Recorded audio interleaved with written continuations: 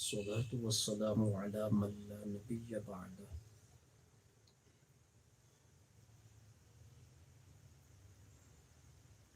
أما بعد فأعوذ بالله من الشيطان الرجيم بسم الله الرحمن الرحيم وجعلنا من الماء كل شيء حي صدق الله العظيم. درود شریف پڑھیے تمام حضرات. الصلاة والسلام عليك يا سيدي يا رسول الله وعلى آلك وصحابك يا سيدي يا حبيب الله. الصلاة والسلام عليك يا سيدي يا نبي الله وعلى اللہ کے فضل آلك اور وصحابك. اس کی توفیق سے ہفتہ وار تربیتی نشست میں حاضری کی سعادت نصیب ہو رہی ہے.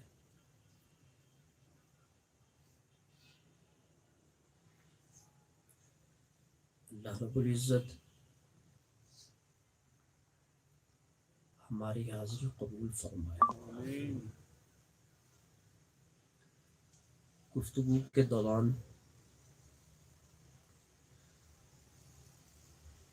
جب توجہ کے اوپر آپ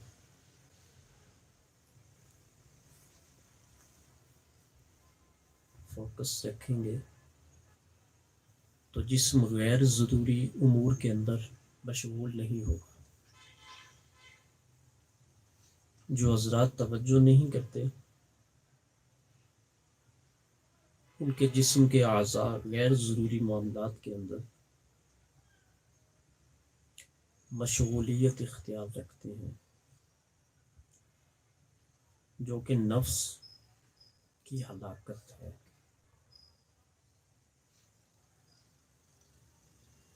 7 دن کے بعد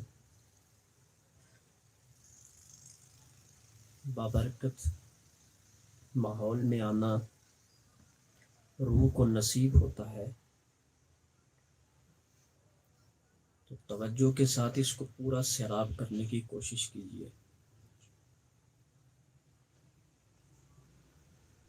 جب درود شریف کا کہا جاتا ہے تو یہ دھیان رکھا کریں کہ کس ہستی پر آپ درود پڑھنے لگے ہیں.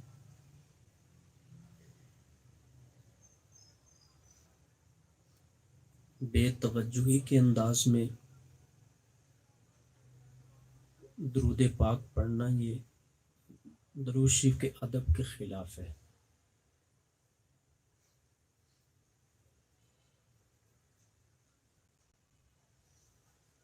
آپ توجہ کے ساتھ ایک مرتبہ درود شریف پڑھیے.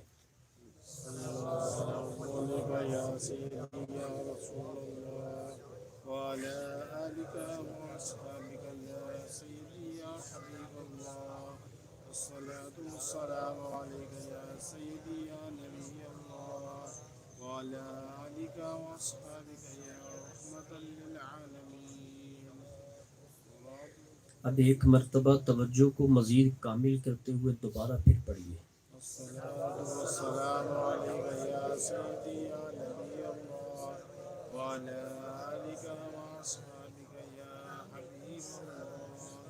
الصلاة والسلام عليك يا سيدي يا نبي الله وعلى آلك وأصحابك يا شفيع المذنبين.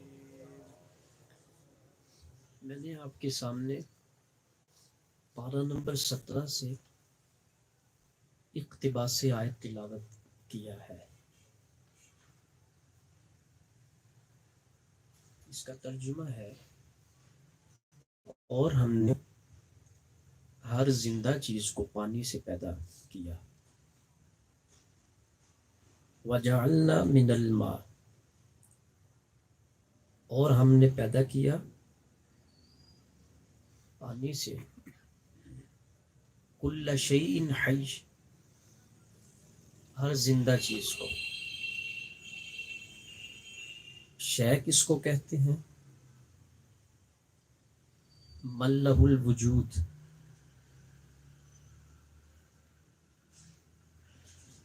جس کا وجود ہو اس کو شے کہتے ہیں عربی کے اندر.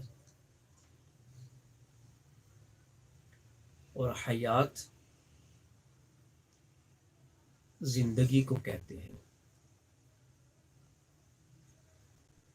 تو ترجمہ کیا ہوا؟ کائنات کے اندر جتنی چیزوں کے اندر زندگی ہے ان تمام کو ہم نے پانی سے پیدا کیا.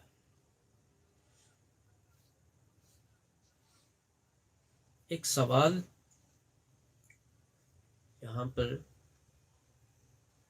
سمجھ آتا ہے، اگر ہر زندہ چیز پانی سے ہے تو ملائکہ بھی تو زندہ ہے،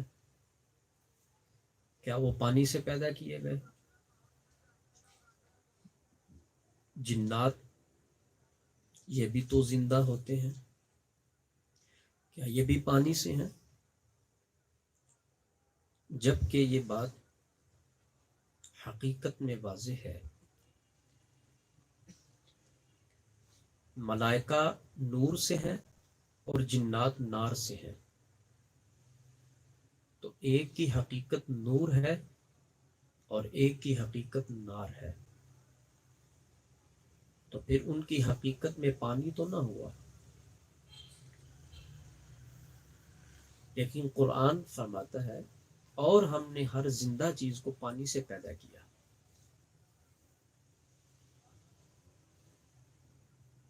آپ کی توجہ چاہوں گا، جو لوگ از خود راہبر کے بغیر قرآن سمجھنے کے داعی ہیں، وہ اس آیت کو کیسے سمجھیں گے؟ اور یہ صرف یہی آیت مبارکہ نہیں ہے، قرآن پاک کے اندر ہر آیت قابل وضاحت ہے، اگرچہ وہ اپنے مفہوم کے لحاظ سے صریح المعنی ہی کیوں نہ ہو، اس کا معنی بالکل واضح ہی کیوں نہ ہو، مگر قابل تشریح ہے. اب اس کا ترجمہ کیا کریں گے؟ اور ہم نے ہر شے، زندہ شے کو پانی سے پیدا کیا. جبکہ میں نے آپ کو دو باتیں بتائیں کہ جنات اور ملائکہ یہ ایک نار سے ہے اور ایک نور سے ہے، تو یہ پانی سے تو نہ ہوئے. تو یہاں پر اس کا ایک تشریح کے اعتبار سے مفہوم یہ ہوگا، وَجَعَلْنَا مِنَ الْمَاءِ كُلَّ شَيْءٍ حَيٍّ. یہاں پر یہ جو کل کے اندر عمومیت ہے، یہ عمومیت مخصوص منہ البعض ہے، یعنی اس کے اندر سے بعض کو خاص کیا گیا ہے. اب ترجمہ یہ ہوگا، اور ہم نے زندہ چیزوں میں سے بعض کو پانی سے پیدا کیا. اب آپ کہیں گے یہ ترجمہ کیسے یہاں سے بنتا ہے؟ جو لوگ گرامر سمجھتے ہیں، جن کو گرامر کے اندر عبور حاصل ہے، وہ اس کا معنی سمجھ سکتے ہیں. خیر، یہ ایک جملہ معترضہ کے طور پر میں نے بات عرض کی. انسان کی پیدائش کے اندر انسان زندہ شے ہے، اس کی پیدائش کے اندر بنیادی طور پر پانی ہے. انسان کے دماغ کے اندر کہا جاتا ہے 80% پانی ہے. پانی کی ایک خصوصیت ہے، الماء قابل کل صورت، پانی ہر صورت کو قبول کر لیتا ہے. جیسی شکل آپ اس پانی کو دیں گے یہ پانی قبول کر لیتا ہے.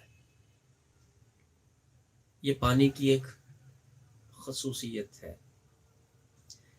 مثال کے طور پر آپ پانی کو اگر دودھ میں ڈالتے ہیں تو وہ دودھ بن جائے گا۔ اس نے اپنی صورت کو چھوڑا اور صورت جدیدہ کو قبول کر لیا۔ جیسے ہی دودھ کے اندر اس نے حلول کیا، حلول جب کسی شے کا ہو جائے تو امتیاز باقی نہیں رہتا۔ جیسے ہی پانی دودھ کے اندر گیا، اب امتیاز ختم۔ پانی کہاں اور دودھ کہاں؟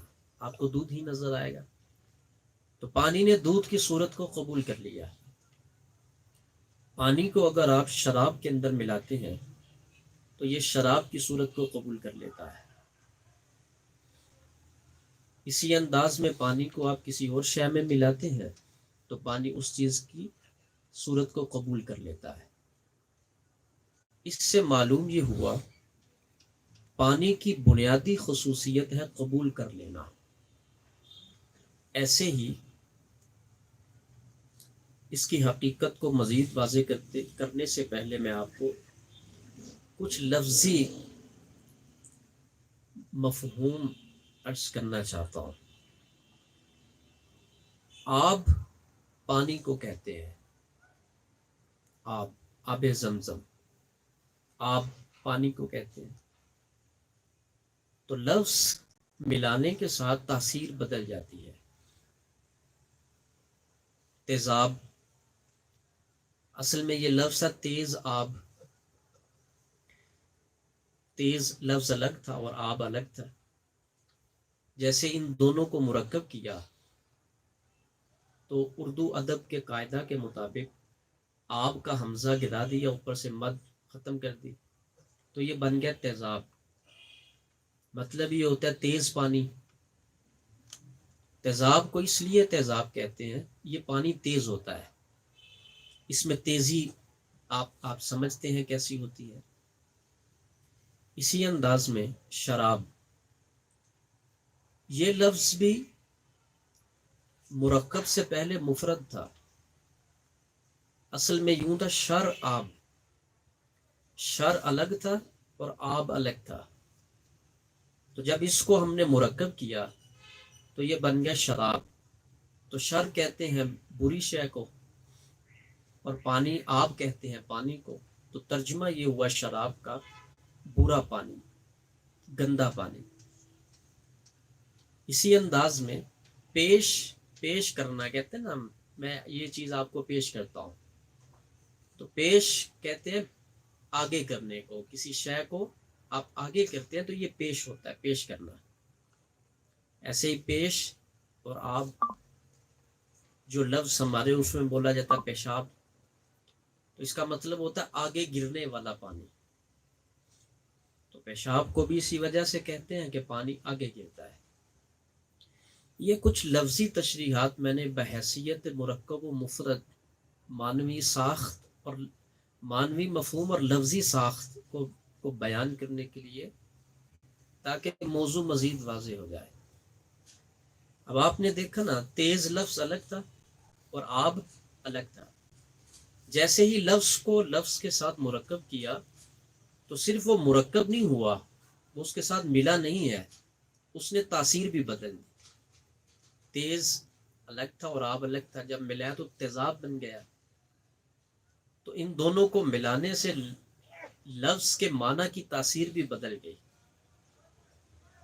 کہنا کیا چاہتا ہوں یہ ہے بات اصل میں کہ صحبت کے ساتھ مفہوم بدلتا ہے،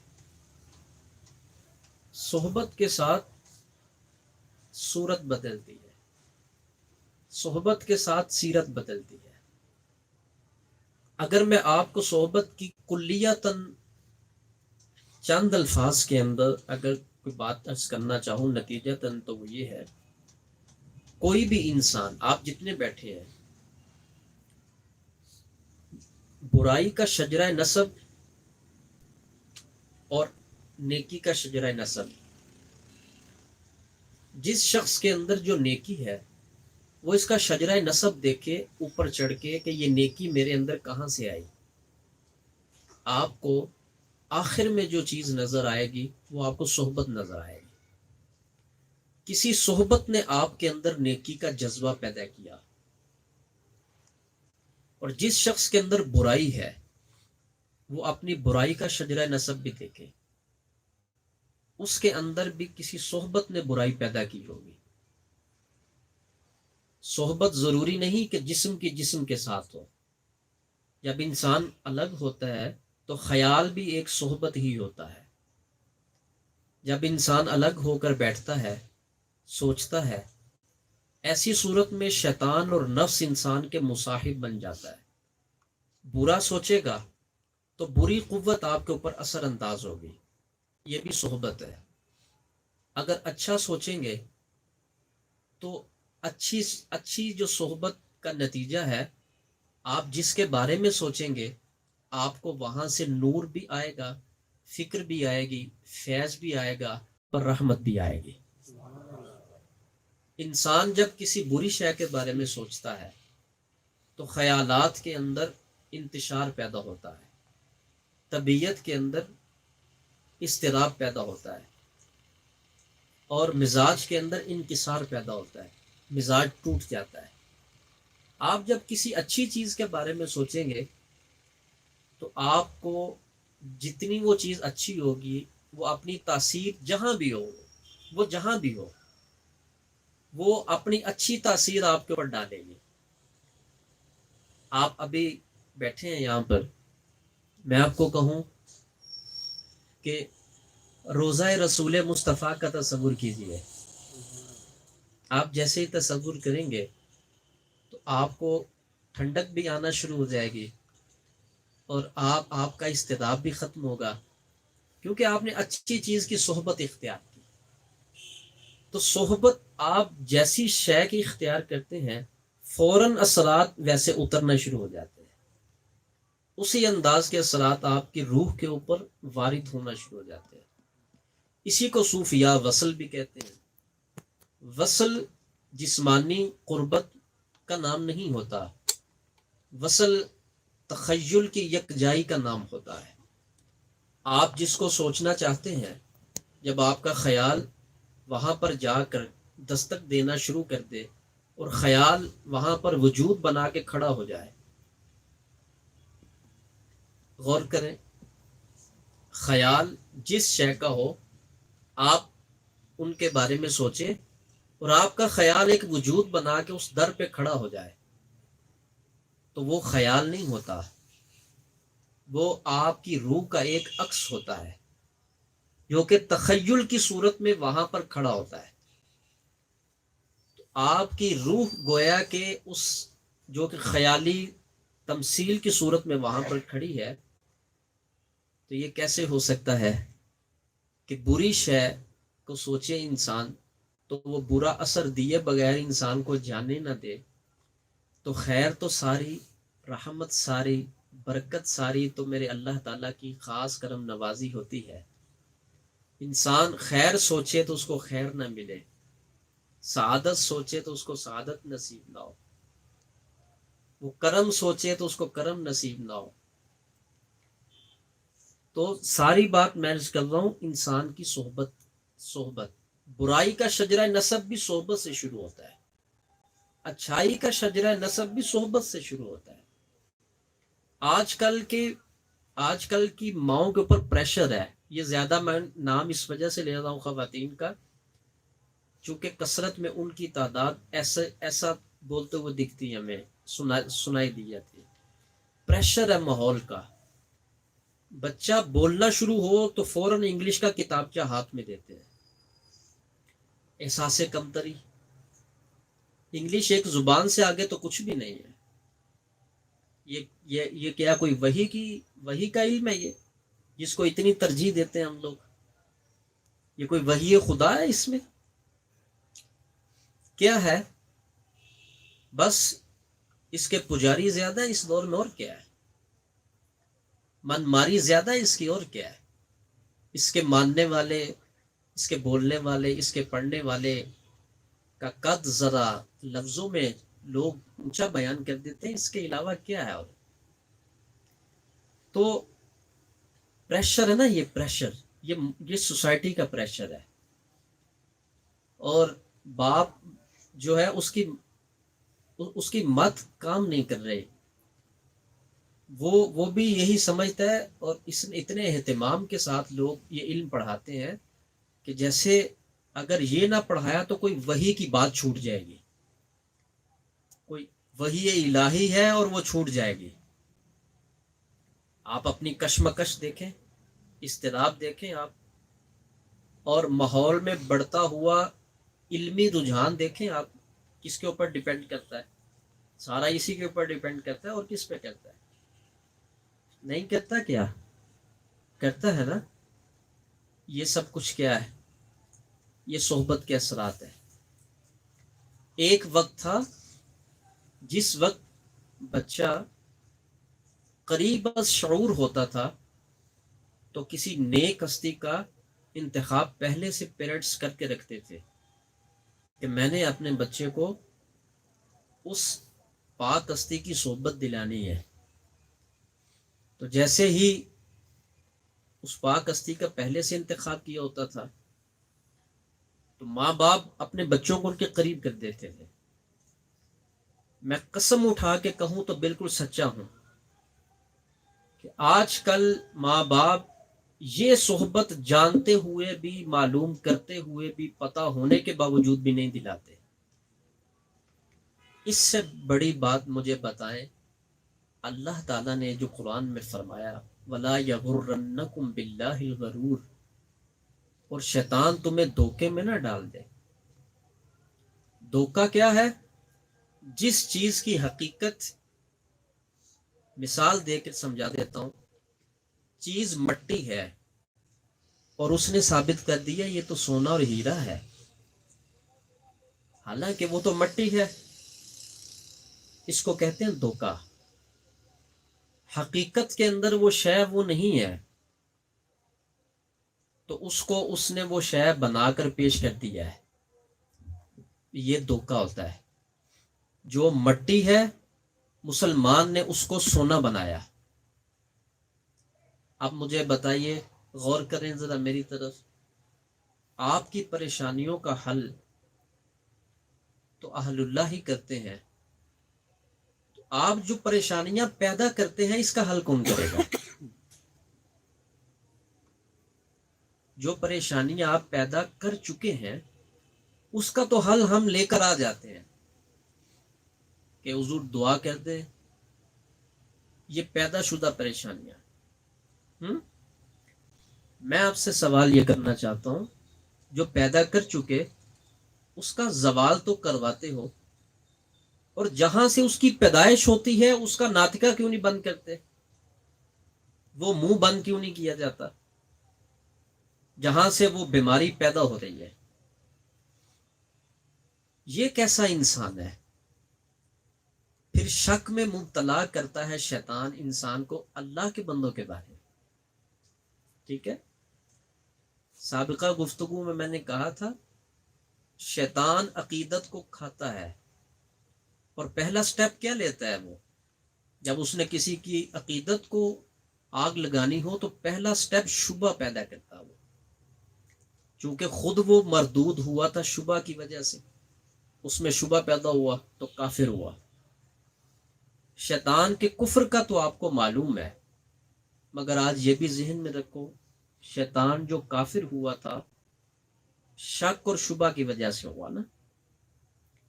تو عقیدت کو زائل کرنے کے لیے سب سے پہلا سٹیپ وہ شبہ لیتا ہے. جس کی دیکھتا نا کہیں پر عقیدت اچھی ہو رہی ہے اور اس کے اندر کے جو میں نے جالے بنائے ہوئے تھے، جو میں نے اس کو غرور میں ڈالا ہوا تھا، غرور کہتے ہیں دھوکے کو. میں نے مٹی کو یہ ساری دنیا مٹی ہے نا، مٹی ہے یہ، اور کیا ہے یہ؟ بلکہ مٹی بھی میں نے تشبیہ جو دی وہ صرف ذلت کے اعتبار سے دی، نیچے ہے اس لحاظ سے، ورنہ مٹی بہت آسن تاثیر کے اعتبار سے. تو جو شے مٹی ہے، ہمارے معاشرے میں لوگ اس کو سونا کہہ رہے ہیں. ہمارے بچوں کو وہ سونا پڑھایا جا رہا ہے کہ یہ بیٹے سونا ہے، یہ ہیرا ہے. حالانکہ وہ حقیقت کے اعتبار سے مٹی ہے. تو یہ ہے غرور. حقیقت کچھ تھی، پڑھا کچھ دیا گیا. حقیقت کچھ تھی اور بنا کے دکھا کچھ دیا گیا. اللہ تعالیٰ نے منع نہیں فرمایا ہمیں، اور تمہیں غرور میں نہ ڈالے، یعنی حقائق بدل کر تمہیں کہیں شبہ میں نہ ڈال دے، اور اللہ تعالیٰ سے بدگمان نہ کر دے تمہیں. گفتگو سمجھ رہی ہوں گے نا آپ؟ غلطی جہاں سے پیدا ہو رہی ہے وہ ایک ہی لفظ ہے بس، وہ ہے صحبت.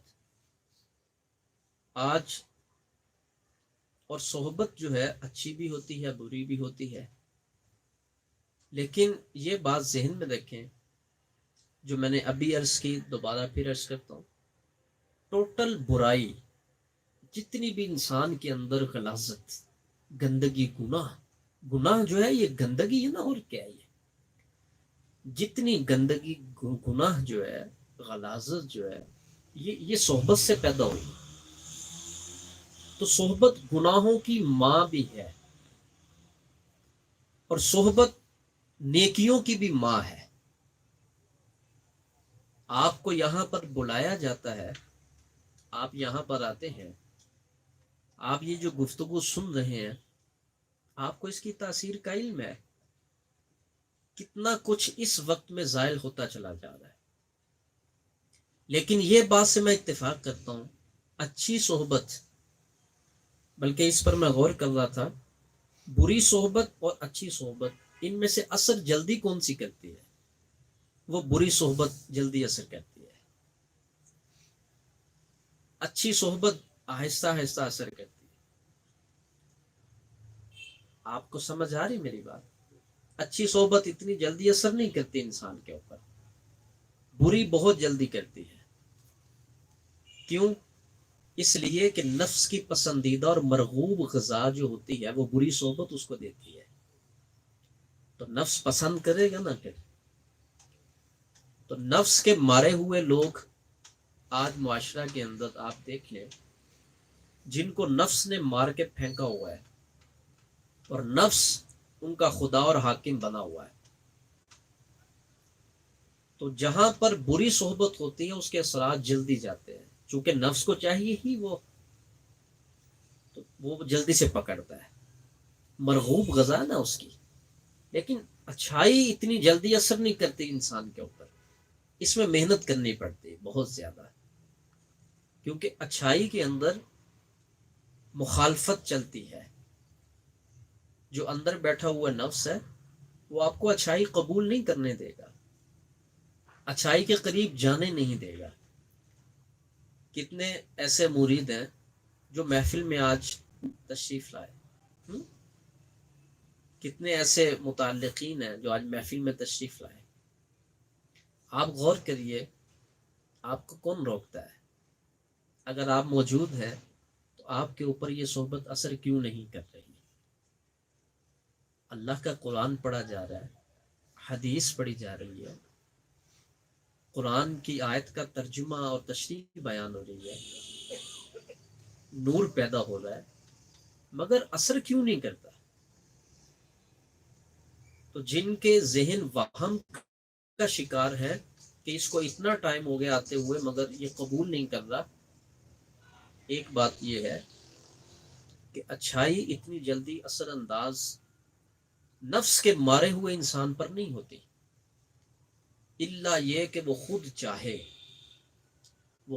چاہے کہ میں ایک انسان اچھا بنوں. میں نے کیوں گفتگو کے شروع میں کہا توجہ میری طرف رکھیں، گفتگو کی طرف. 7 دن کے بعد آپ آئیں، روح کو غذا دیں، روح کو سیر ہونے دیں، روح کو اس کی خوراک ملنے دیں اور اس کو تندرست ہونے دیں. اور جو کل نفس ذائقۃ الموت کا ذائقہ چکھ چکی ہے اس کو آب حیات پینے دیں اور اس کو زندہ ہونے دیں. جب یہ زندہ ہو جائے گی تو اچھائی پھر انسان کے اوپر تیزی سے اثر کرے گی.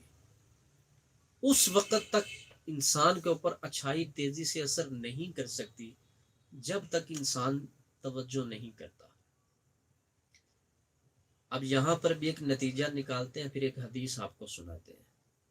نتیجہ یہ نکلتا ہے جب برائی کا شجرہ نسب بھی صحبت سے ہے اور اچھائی کا شجرہ نسب بھی صحبت سے ہے، تو پھر ذہن میں یہ بات بٹھا لیں، آپ کا ذکر آپ کے لیے وہ کام نہیں کرے گا، آپ کی تلاوت قرآن بھی آپ کے لیے وہ کام نہیں کرے گی، آپ کی خود ساختہ نیکیاں بھی وہ نور اور وہ روشنی پیدا نہیں کر سکتی جو ایک اچھی جگہ کی صحبت آپ کے لیے ایسا نور اور ایسی برکت پیدا کر کے آپ کی روح کو تندرستی عطا فرمائے گی۔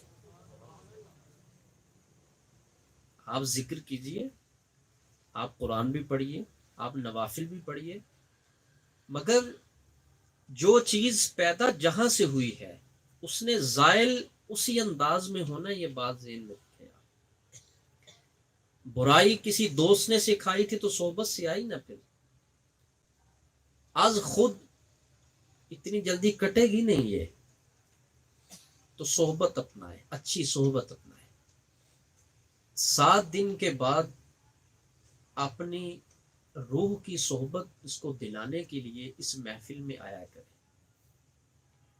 جتنے اندر کے روح کے اوپر چمٹے ہوئے جراثیم ہیں اور کیڑے مکوڑے ہیں جو کہ بری صحبتوں نے پھینکے ہوئے ہیں، آپ کیا سمجھتے ہیں کہ انسان بری صحبت میں بیٹھ کر ایسے ہی اٹھ جاتا ہے؟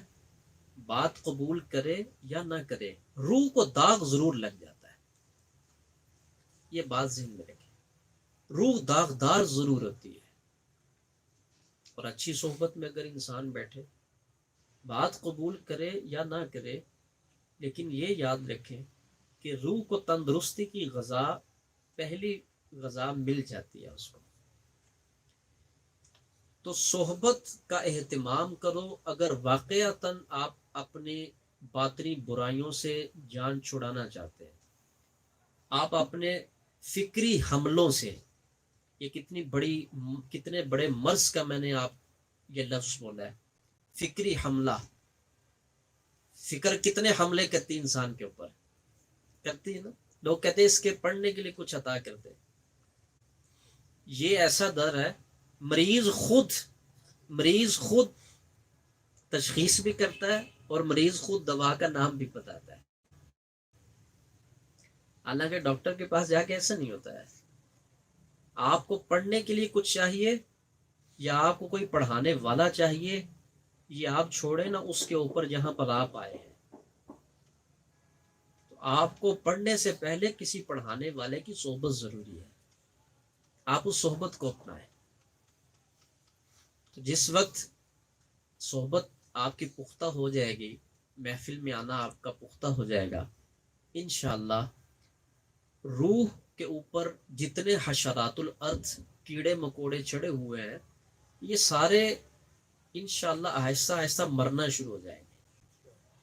جب یہ مریں گے تو آپ کی فکر آزاد ہوگی، فکر میں برکت آئے گی، پھر روشنی آئے گی، روح کو تازگی ملے گی۔ پھر اب پتہ چلا آپ کو اللہ پاک کے اس ایک فرمان میں کہاں تک کی حکمتیں ہیں۔ اور ہم نے ہر زندہ چیز کو پانی سے پیدا کیا، پانی سے پیدا کرنے کی پوری تاثیر انسان کے اندر موجود ہے۔ میں نے عرض کیا کہ پانی صحبت قبول کر بہت جلدی سے قبول کرتا ہے۔ صاف پانی کا گلاس اور نالی میں ڈال دو تو کتنی دیر میں اندازہ کرے گندا ہو جاتا ہے، جیسے گیا ویسے ہی اس نے اپنا آپ چھوڑ دیا۔ اسی کو آپ اچھی چیز میں ڈال دیں تو جیسے اس کے اندر اس نے اترنا ہے ویسے ہی اس نے اپنا وجود چھوڑ دینا ہے۔ میں اس پر غور کر رہا تھا، اس میں آخر کون سی ایسی بڑی بات ہے جس کا کوئی ذکر تو موجود ہے نا، وَجَعَلْنَا مِنَ الْمَاءِ كُلَّ شَيْءٍ حَيٍّ، اور ہم نے ہر زندہ شے کو پانی سے پیدا کیا۔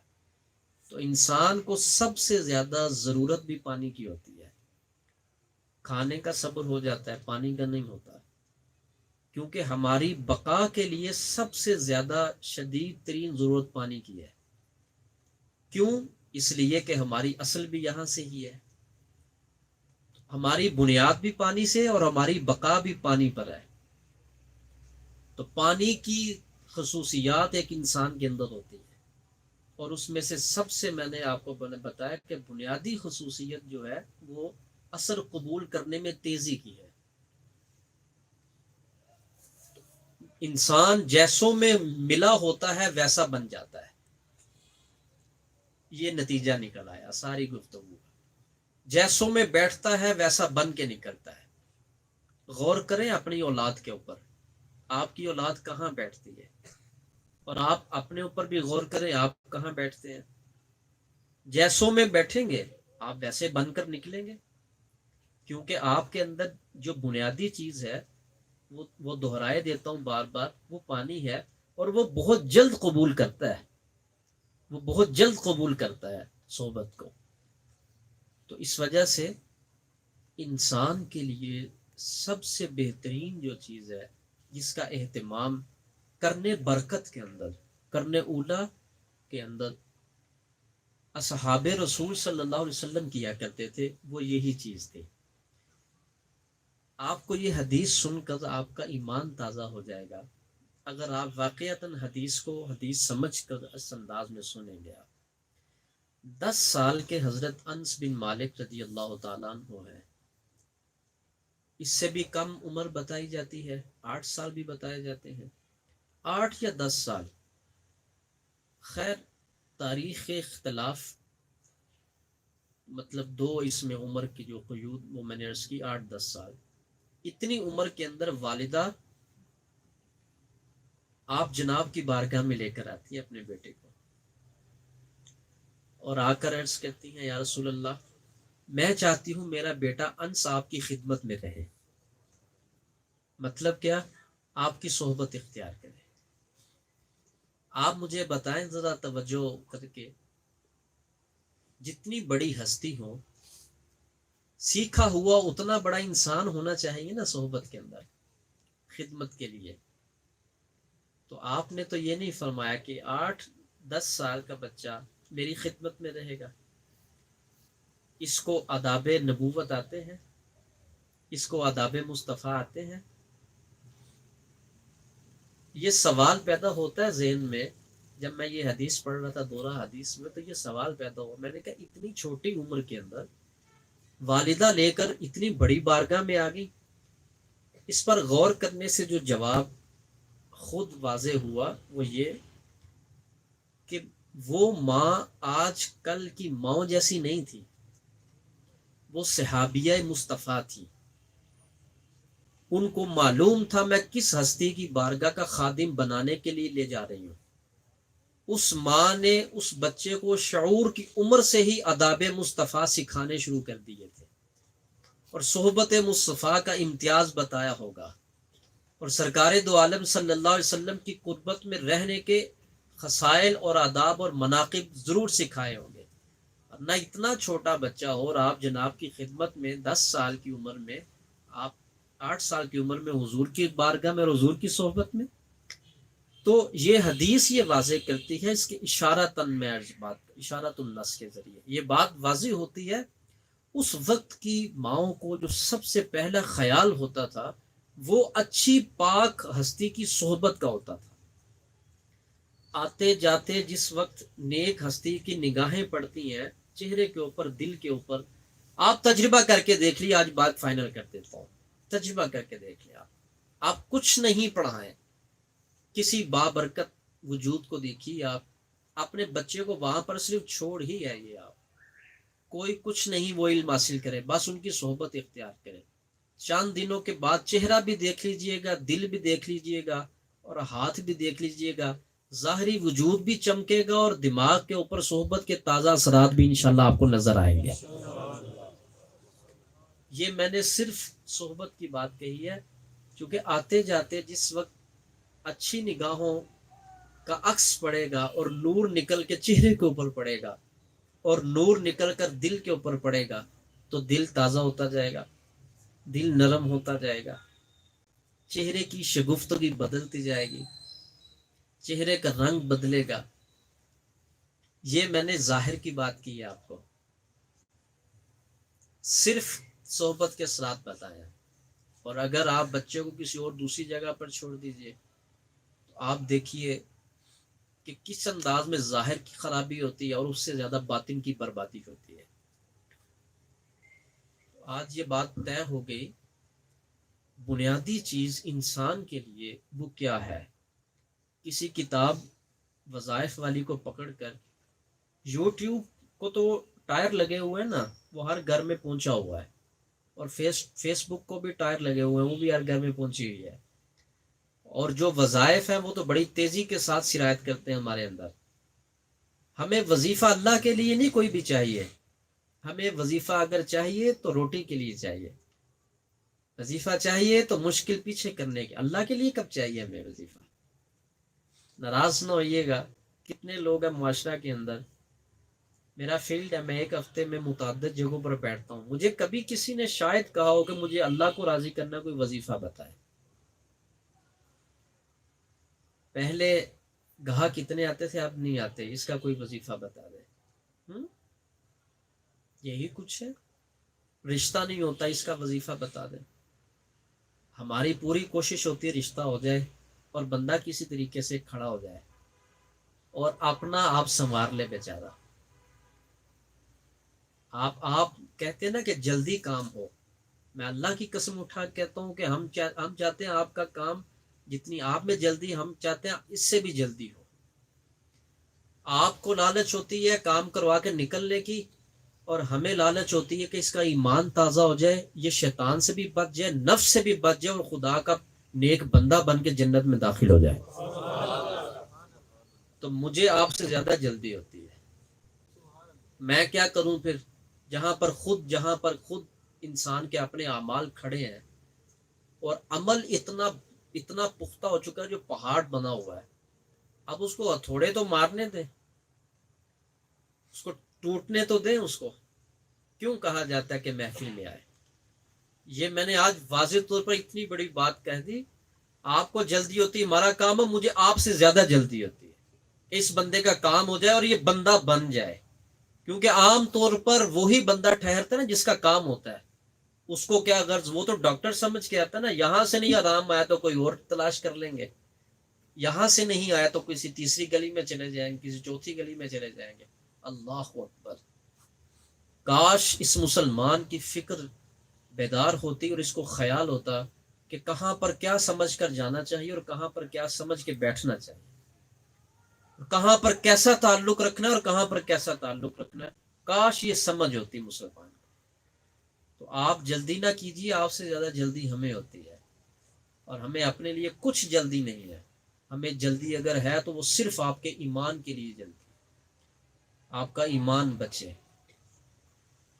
جس کو آپ مسلمانی کہتے ہیں، 5 منٹ کبھی علیحدگی میں آ کر نکال کر مجھے دیجیے گا، پھر میں آپ کو بتاؤں گا کہ جس کو مسلمانی کہتے ہیں وہ کب کی ہم سے پیچھے ہٹ چکی ہوئی ہے. اور جس کلمہ کو پڑھ کے ہم اپنے آپ کو مسلمان کہتے ہیں، کیا اس کا اثر اور نور ہماری وجود میں ہے، باقی ہے؟ کبھی اس کا جائزہ لینا ہو تو آ کے بیٹھیے گا، پھر ہم گفتگو کریں گے. تو یہ جتنی گفتگو کی ہے، یہ آپ کو یہ سمجھانے کی کوشش کی ہے، جو انسان اللہ کے پاس بھی بلا غرض نہیں جاتا، اس انسان سے بڑا حریص کوئی بھی نہیں ہے. خدا کے پاس تو انسان کو کم از کم بلا حرص جانا چاہیے، لالچ سے نہیں جانا چاہیے.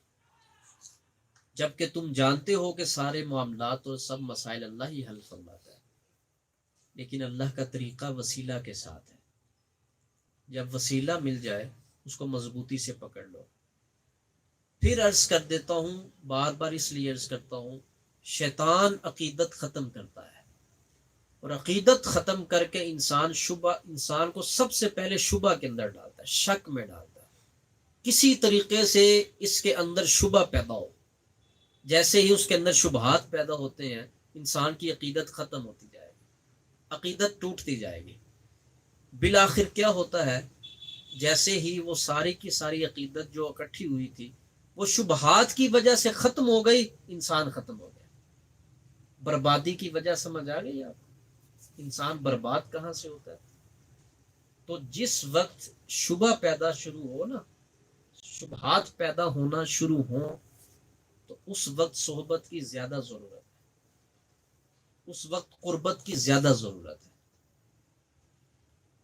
وہ صحبت اور وہ قربت کیسے کرنی ہے وہ بیانات سے بھی ہو سکتی ہے. تو میں آپ جس دولت کو بچانے کے لیے کتنے حربے کرتے ہیں، دولت لی، اس کو لاک کیا، اس کو اور محفوظ کرنے کے لیے بینک اکاؤنٹس کے اندر اس کو جمع کروا دیا، پھر کیا کیا ایک ایک دولت جس کو انسان بچانے کے لیے کتنے حربے استعمال کر رہا ہے، جبکہ وہ بچے گی پھر بھی نہیں، وہ نہیں بچے گی، وہ تو ختم خود انسان نے کر دیں گے. دیکھیے گا آپ اس دولت کو بچانے کی کوشش کرتے ہیں، ہم آپ کی ایمانی دولت کو بچانے کی کوشش کرتے ہیں. آپ کے ایمان کی دولت بچے، آپ کا ایمان محفوظ ہو. جس چیز کی قدر و قیمت آج سمجھ آ گئی بات آپ کو نا، جس کو معاشرے میں لوگ سونا سمجھتے ہیں، ہمارے نزدیک تو وہ گارا اور کیچڑ ہے. تو جس گارے اور کیچڑ کے لیے انسان روتا ہے، اہل اللہ کیوں توجہ کریں گے اس کی طرف؟ جس کے باطن سے بدبو آئے، آپ اس کی بقا کے لیے دعا مانگے، تو اگر آپ کسی صحیح انسان کے پاس جس دن بیٹھ جائیں گے، وہ آپ کو یہ دینے کی دعائیں مت کرے گا، وہ یہ نکالنے کی دعا کرے گا، یہ اندر سے باہر نکلے، وہ کام یہ کرے گا. یاد رکھیے گا یہ میری بات. آج کل کی پیری اور مریدی ساری ایک ہی پیج کے اوپر جمع ہے نا، ٹھیک ہے. پیر کو مرید سے کام ہے تو مرید کو پیر سے کام ہے. کیا کہ مرشد کو چاہیے کہ اپنے مرید سے نذرانے چاہیے، اور جو مرید ہے اس کو اپنے پیر سے کاروبار ٹھیک چاہیے. میرا کاروبار تو چلاتا جا اور نذرانے میں تجھے دیتا جاؤں گا. ٹھیک ہے. پیری مرید تو یہ چکر چلا ہوا نا اس دور میں. تو حالانکہ اس سے اوپر جا کے سوچو، خدا کے بندے بنو اور اللہ کی فرما برداری کرو، اور شیطان اور نفس کے ان چکروں سے باز آ جاؤ. میں آپ کو ایک بات بالکل واضح طور پر عرض کرنا چاہتا ہوں، جس بندے کو اللہ رب العزت نے کسی اچھی جگہ پر اچھی صحبت میں بٹھا دیا، میں پہلے بھی آپ کو عرض کر دیتا ہوں، اللہ سب کچھ دے دیتا ہے بندے کو، مگر اپنا بندہ رب اسی کو دیتا ہے جس کو اللہ پیار فرماتا ہے، اور اپنے بندے سے عقیدت اور محبت بھی اسی کو عطا کرتا ہے جس سے پیار کرتا ہے. ورنہ بلائنڈ لوگ کتنے سال تک بیٹھے ہوتے ہیں نیک لوگوں کی صحبت میں، اللہ تعالیٰ ان کے اوپر یہ واضح ہی نہیں فرماتا کہ یہ میرا بندہ ہے، ان پر واضح ہی نہیں کرتا اللہ کہ یہ میرا بندہ ہے. وہ کہتا ہے مجھے تو کچھ نظر ہی نہیں آیا. تجھے نظر کیا آنا تھا، اللہ نے تجھے نظر آنے دیا ہی نہیں ہے. اور بہت بہت دور ہوتے ہیں، اللہ تعالیٰ ان سے راضی ہوتا ہے اور ان کے دل کے اوپر کوئی بصیرت کی چھوٹی سی کھڑکی کھول دیتا ہے، اور ان کو سمجھ آ جاتی ہے کہ یہی میری سب سے بڑی نعمت ہے، اور یہی قدر والی نعمت ہے. تو جب آپ اہل اللہ کے پاس بیٹھتے ہیں نا، جو اللہ کے بندے ہوتے ہیں، حقیقت میں جس دنیا کی باتیں آپ کرتے ہیں نا، وہ اس دنیا کو تو اندر سے باہر کریں گے. وہ کہیں گے اس کو باہر کر، اس پلید دنیا کو باہر کر، اور اپنا دل صاف کر. اور اپنے دل کے اندر سب سے پہلے وہ جو پیدا کرتے ہیں، مرشد کیوں کہا جاتا ہے کہ مرشد پکڑو؟ کیونکہ مرشد اسی ڈاکٹر اور حکیم کا نام ہے جو آپ کے اندر دوا ڈال کر اس کو اندر اندر صاف کرے گا. جب وہ صاف ہوگا تو پھر اندر عقیدت پیدا کرے گا. یہ عقیدت کرتی کیا ہے؟ خدا کے بندے، یہ عقیدت فرما برداری میں آسانی پیدا کرتی ہے. یہ عقیدت شک اور شبہات نہیں پیدا ہونے دیتی. مت وظیفہ لے وہ بندہ جس کے دل میں عقیدت نہیں ہے.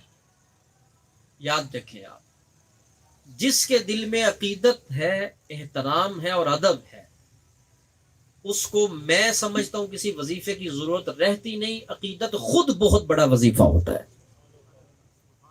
عقیدت خود بہت بڑا احترام اور وظیفہ ہے. یاد رکھیے گا جن کو اللہ نصیب کرتے ہیں. تو اللہ تعالیٰ جب کسی کو دولت بڑی دینا چاہے اور سب سے بڑی دینا چاہے، اللہ اس کے دماغ کے اندر یہ اتنی روشنی پیدا کر دیتا ہے کہ وہ سمجھتا ہے کہ یہ اللہ کا بندہ ہے. تو جس کو اللہ نے اپنا بندہ دے دیا تو ابھی بھی یہ روشن نہیں ہو رہا ذہن. جس کو خدا کا بندہ مل گیا اب تھوڑا صبر تو کر لو نا, بے چینی اتنی کیسی. جس کو اللہ تعالیٰ نے اپنا بندہ دے دیا, اب انشاءاللہ جس کو پنجابی میں کہتے ہیں نا چونکڑی مار کے بیٹھنا, ایسے بیٹھنا باپ کا کام ہے. پھر انشاءاللہ تعالیٰ دیکھیں اللہ کی رحمت بھی ہوگی, برکت بھی ہوگی, خیر بھی نصیب ہوگی, اور انشاءاللہ اللہ کی رضا بھی نصیب ہوگی. تو بنیادی چیز جو ہے نا وہ صحبت ہے.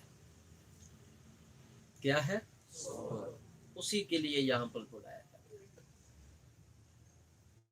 خوش رہا کرے آپ, نام لے کر کے محض کرو. جب انسان کے اوپر بیماری بہت تیزی کے ساتھ حملہ کرے تو یہ تو تیزی کے ساتھ بدلنے کا وقت ہے. تیزی کے ساتھ بدلنے کا وقت. بیماری اندر داخل ہو جائے اور باہر نہ نکلے تو یہ موت کا پیغام ہے. موت کے 4 پیغام ہیں, ان میں سے ایک یہ بھی ہے. کالے بال سفید ہونا شروع ہو جائے, موت کا پیغام ہے. بڑھاپا موت کا پیغام ہے. 40 سے اوپر بڑھاپا ہے اور یہ موت کا قاصد ہے. حضرت ایوب علیہ السلام غالباً پوچھا ہے میرے مولا مرنے سے پہلے مجھے موت کا پیغام دے دینا. اللہ کے پیغمبر پوچھ رہے ہیں تو اللہ پاک نے فرمایا کہ جا کر میرے نبی کو بتا دے, کالے بال سفید ہو جائیں تو یہ میری طرف سے پیغام پہنچ چکا ہے کہ اب موت کی تیاری ہے, کسی ٹائم بھی ہے. بیماری وجود کے اندر داخل ہو جائے تو یہ پیغام ہے موت کا, کسی وقت بھی ہے, موت آ سکتی ہے. یہ ظاہری موت کے پیغامات ہیں جو اللہ نے اپنے پیغمبر کو فرمائے. جن کے بال کالے سفید ہو رہے ہیں پیغام تو آ گیا نا اللہ کی طرف سے. 40 سے اوپر عمر ہے, پیغام تو آ گیا اللہ کی طرف سے. بیماری جان نہیں چھوڑ رہی, پیغام تو آ گیا اللہ کی طرف سے. اب مجھے بتائیں کس دولت کے لیے مارے مارے پھر رہے ہیں ہم لوگ اور رو رہے ہیں, پریشان ہو رہے ہیں. اللہ اکبر.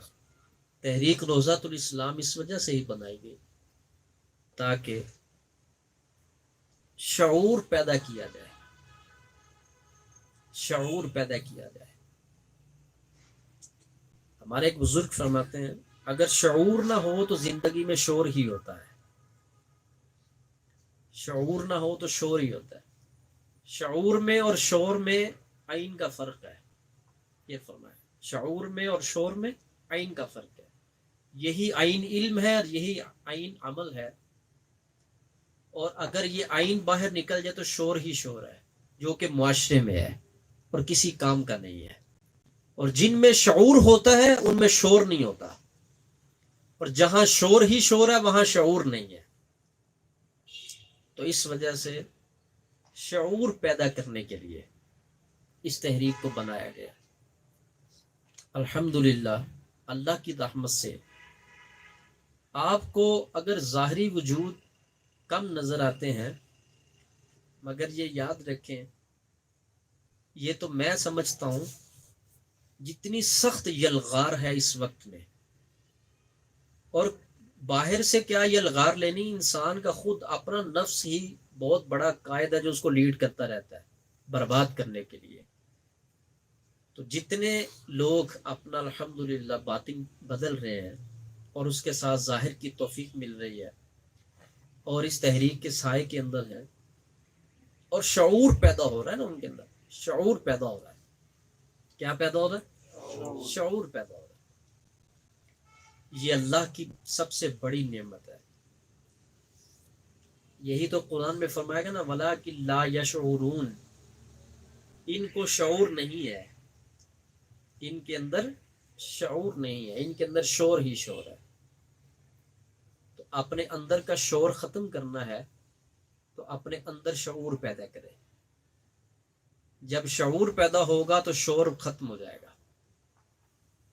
جس کو آپ ہیرا سمجھتے ہیں وہ گارا ہے, اور جو ہیرا ہے وہ سمجھیے یہاں پر آ کر پھر آپ کو سمجھایا جائے کہ ہیرا کیا ہے, سونا کیا ہے, چاندی کیا ہے. مٹی کیا ہے، کیچڑ کیا اور گارا کیا ہے. تو شیطان نے ان چیزوں کو بدل کر حقیقت تو نہیں بدل سکا، اس نے ان کا نام بدل کر انسان کو دھوکے میں ڈال دیا. حقیقت کو ایسے جھانسے کے اندر پیش کیا اس نے تمہارے لیے، لوگوں کے لیے، اس انداز میں کہ لوگ دھوکا کھا گئے.